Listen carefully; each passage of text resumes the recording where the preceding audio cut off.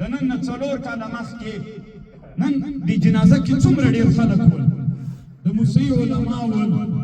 هغه مهاجر علما چې نه یې کولی چې دلته کښېني نن د جنازه کې وو حاجي صاحبانو د نورو وطنونو خلک ول دا د دغو شهیدانو چې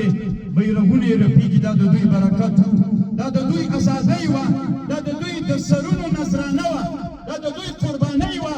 د دغسې مسلمانانو د زندانونو تنګو شاته تېرېدل ول چې الله عز وجل دوی مقابله وکړله موږ ته یې نن ازادۍ راکړله یوه خبر کومه رسول صلی الله علیه وسلم امام سیوطي یو کتاب جوړ کړی اصول الامانی باصول التهانی په دې کې د غزوې او د فتح مبارکي ذکر کړی نبی علیه السلام کله چې فتح الغزوې نه ورغی د مدینې خلک به مخ ته ورغلل مبارکي به یې ورکوله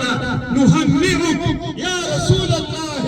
هذه الغزوة الميمونة المباركة دا فتح دې مبارک شه د موسیو ولسه قرباني مو کړې منو مشکلات به یي لږ نواقص به یي خو دومره لویه چاپېره امریکا الله ماته کړې ده سبا چې 4م کال د امارت د فتح پوره کېږي او 4ویشتم د اسد چې د قربانۍ او د ازادۍ تر ورځ د قیامته پورې داسې یو جهاد چې ټول تاریخ کې چا نه ده کړی چې د ټولې دنیا سره مقابله شي ټوله اروپا ټوله امریکا ټوله استرالیا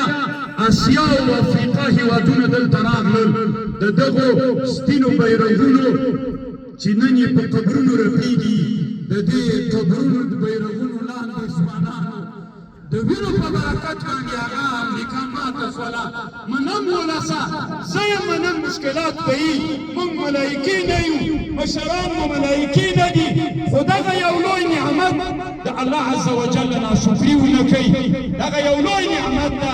سبا ته یې دغه ازادۍ داسې په جوش ولمانځئ هغه تښتېدلي د خلق غلامانو او هغه انسانان چې د کفر یې دلته غلامي پښې ومینځلې کفر ته یې په چلمچي کې اوبه ور واچولې د هغوی لاسونه یې ومینځل د موږ په کفرونو باندې دغه موسیقي په 20 کلونو کې داسې شپه د موسیقي ولسه موږ تېره کړې چې چاپه دې نه وه جواب راکوي تېره کړې مو ده داسې شپه چې چاپه دې نه وه نن الله یو لوی نعمت راوستی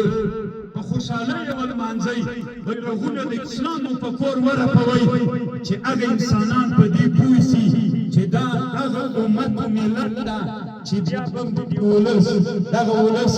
د اسلامي نظام او د اسلام د بیرغ ملګرتیا کوي او الله عز وجل د دوی نه نصیب کړې ده الله پاک مو دا لویه فتحه مبارکه وګرځوه الله عز وجل دې د افغانانو د دا لوی نعمت راخلي الله عز وجل د موږ مشرانو دپاره امام احمد ابن حنبل وایي مخکې مولوي صاحب ویلې کتابونه وایي امام احمد ابن حنبل وایي که ماته ووایي چې تا یوه دعا قبلوم ته مانه څه غواړې وایي زه به ورته وایم چې دعا د اسلام امیر ته الله پاکه توفیق دې دې ورکړي د اسلامي امت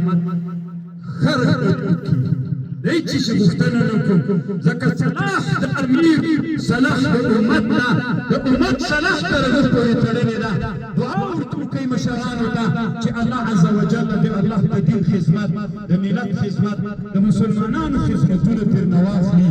واخر دعوانا ان الحمد لله رب